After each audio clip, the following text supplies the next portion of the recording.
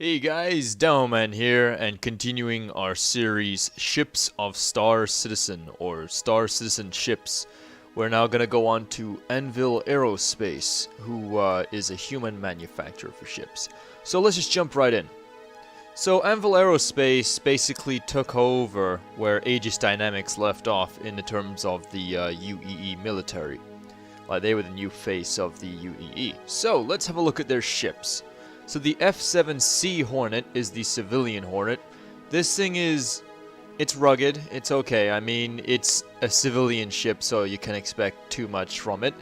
It's more along the lines of something that would be competing against like an Aurora, or like a 300i, or any of the other more or less beginner level ships. It's pretty decent. It's the AK-47 of Star Citizen, so yeah, you'll probably find parts for it everywhere. It's a good starter ship.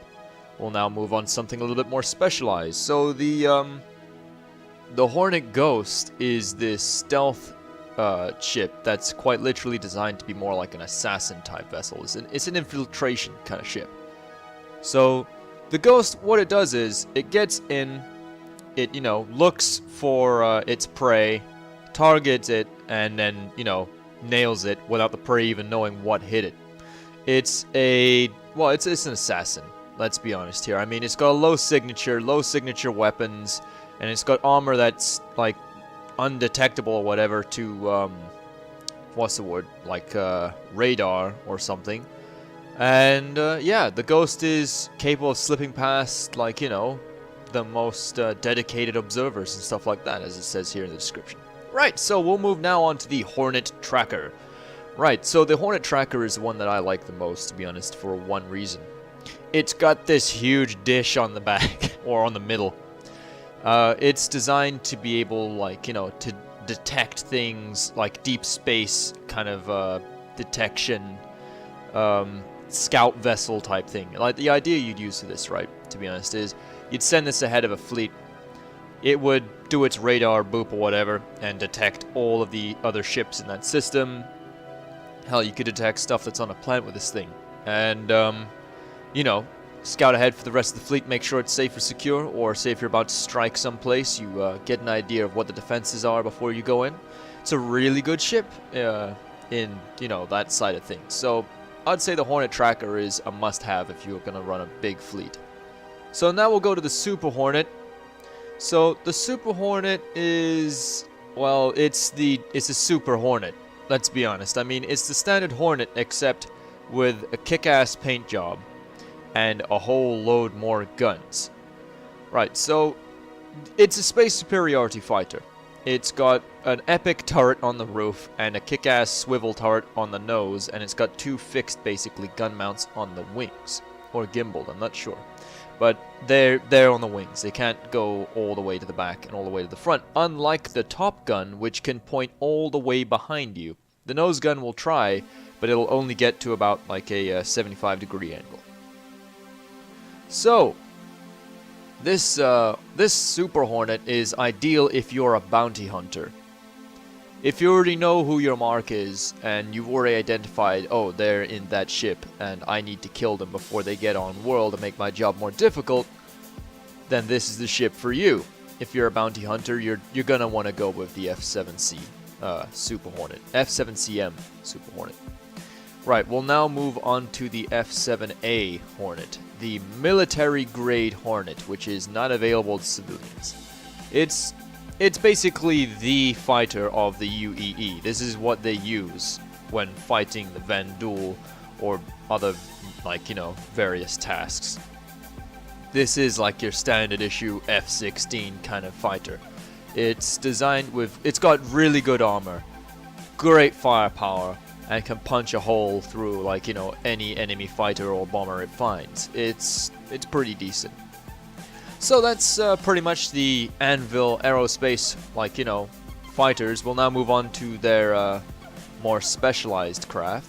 So we'll go straight to the Gladiator now. So the Gladiator it's pretty small in terms of bombers and stuff, but it's really damn good. It carries a serious payload.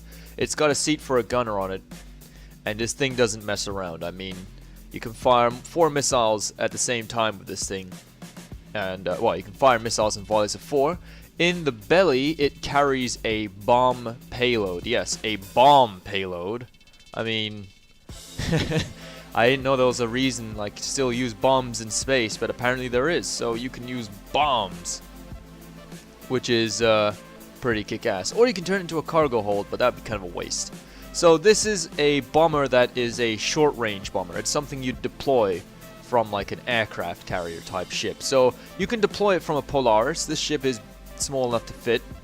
You can deploy it from an Idris. You can deploy it from any of those ships. So it's a really good militia bomber or you know, official UEE bomber. It's a good one for short-range combat. The gunner's position has like some really good firepower too. The gunner's weapon can be controlled by the pilot as well. So I would recommend the Gladiator to anybody who's looking for a bomber. Right, so now we will go on to the Anvil Terrapin. Okay, now imagine a tortoise, but with a satellite dish strapped to its back. That's the Terrapin. So the Terrapin is a reconnaissance vehicle for the military. That means it's got incredibly thick armor, but the idea for this is, because it's relatively slow, and in order to stay low sig, it quite literally closes these vents off and makes the entire thing encased. Problem is, it needs to open them or else you're going to boil your crew alive. So it's a limited time you can sit in this protective shell for. But the idea is, if you're being pursued, you can go into a really extreme environment where most craft can't go, and they won't be able to follow you, and if they do, they'll probably die and go, like, you know, they'll go in at their own peril, as well as you'll be completely fine and unscathed because you're in a tortoise. So yeah, it even looks a bit like a tortoise. It's got a really impressive radar array. It's got a crew of 2. The passenger sits in the radar array area. The pilot sits right up at the nose. Yeah, no, it's a small ship. It is pretty small, but it's really cool. I don't know, it's really lovable in my opinion because it's got that real sort of like, you know, used sci-fi military kind of feel to it. I don't know, it's cool. Reminds me more of a Drake ship, but yeah. Let's now move on to the Carrack. So a lot of you have probably heard about the Carrack.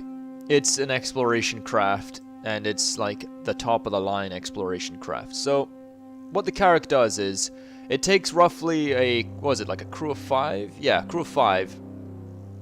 And you go out into the deep unknown to explore all types of stuff. You've got the best sensors. You've got all sorts of special equipment on there to find out what you need to know about planets. You also have room for a Ursa Rover, so you can roam around on the planet once you land. It's got everything you need on board for sustained adventure into deep space without having to return, like, you know, every once in a while. You could stay out there for a very long time in this ship. Wouldn't recommend it. You'd probably go completely bonkers, but it's a really nice ship. It's pretty big too. It's not as big as the Polaris or anything like that, but it's 123 meters long. It can carry 1,058 units of cargo, so if you find something extremely rare out there, you can bring it home. But yeah, if you're an explorer, consider the Carrack, okay? Even if it's an end game goal and you're an explorer and you really want to have something that's built for, you know, the deep unknown, the Carrack is going to be the ship for you. Right, so let's move on to the last ship in this line here, the Crucible, the Anvil Crucible. There is quite literally nothing like this. So, the Anvil Crucible is a ship that's, well, it's a flying toolbox. It's designed to be able to repair any variety of ships. It's capable of repairing a capital ship, and it's capable of repairing a fighter.